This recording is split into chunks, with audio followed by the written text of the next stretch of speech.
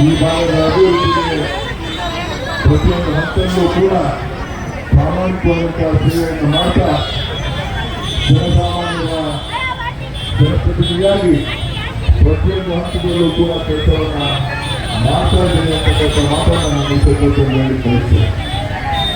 ಈ ಒಂದು ಚುನಾವಣಾ ಪ್ರಚಾರದಲ್ಲಿ ಈಗಾಗಲೇ ಮಾತನಾಡುವಂತಹ ಕುಟುಂಬವರು ಕೂಡ ಇಲ್ಲಿ ಬಂದಿದ್ದಾರೆ ಪ್ರಚಾರಕ್ಕೆ. ಇವತ್ತು ಕಾಂಗ್ರೆಸ್ ಪಕ್ಷ 5 ಗ್ಯಾರಂಟಿಗಳನ್ನ ಕೊಟ್ಟಿದೆ. ಕೆಲವರೆಲ್ಲರೂ ಕೂಡ ಈ ಭಾಗದಲ್ಲಿ ಹೆಚ್ಚಿನ ಸಂಖ್ಯೆಯಲ್ಲಿ ಕಾರ್ಮಿಕರ ಜೀವನವನ್ನು ನಡೆಸಲಿಕ್ಕೆ ಬಂದಿರತಕ್ಕಂಥದ್ದು. ನಿಮ್ಮ ಬದುಕನ್ನ ಕಟ್ಕೊಳ್ಳಿಕ್ಕೆ ಇಲ್ಲಿ ಬಂದು ಲಗ್ಗೆರೆನಲ್ಲಿ ಈ ಭಾಗದಲ್ಲಿ ಬೇರೆ ಬೇರೆ ರಾಜ್ಯದ ಮೂಲೆ ಮೂಲೆಗಳಿಂದ ಬಂದು ವಾಸ ಮಾಡ್ತಾ ಇದ್ದೀವಿ. ನಿಮ್ಮ ಕುಟುಂಬದ ನಿರ್ವಹಣೆ ಬಹಳ ಕಷ್ಟ. ಯಾವುದು ಮೋದಿ ಗ್ಯಾರಂಟಿ? ಮೋದಿ ಗ್ಯಾರಂಟಿ ಏನ್ ಕೊಟ್ಟವ್ರೆ? 10,000 ಬರೋರು ಇದ್ದಾರೆ, 15,000 ಸಂಪಾದನೆ ಮಾಡೋರು ಇದ್ದಾರೆ.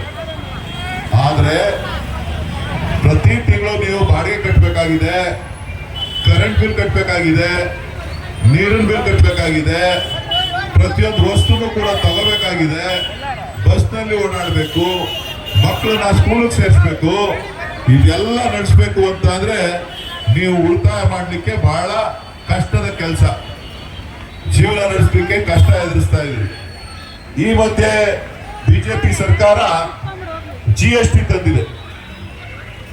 ಯಾರಿಗೆ GST ತಂದಿರೋದು? ಪ್ರತಿಯೊಂದು ವಸ್ತುಗಳ ಮೇಲೆ ಜನ ತಂದು ನಿಮ್ಗೆಲ್ಲ 15 ಲಕ್ಷ ಕೊಡ್ತೀನಿ ಅಂತ ಹೇಳಿದ್ರು. 15 ಲಕ್ಷ ಬಂತ? ಎಲ್ರಿಗೂ ಬ್ಯಾಂಕ್ ಅಕೌಂಟ್ ಓಪನ್ ಮಾಡಿಸಿದ್ರು. ಎಲ್ರಿಗೂ ಬ್ಯಾಂಕ್ ಅಕೌಂಟ್ ಓಪನ್ ಮಾಡಿಸಿದ್ರು. ಬ್ಯಾಂಕ್ ಅಕೌಂಟ್ ಓಪನ್ ಮಾಡಿಸಿದ್ರು ಕೂಡ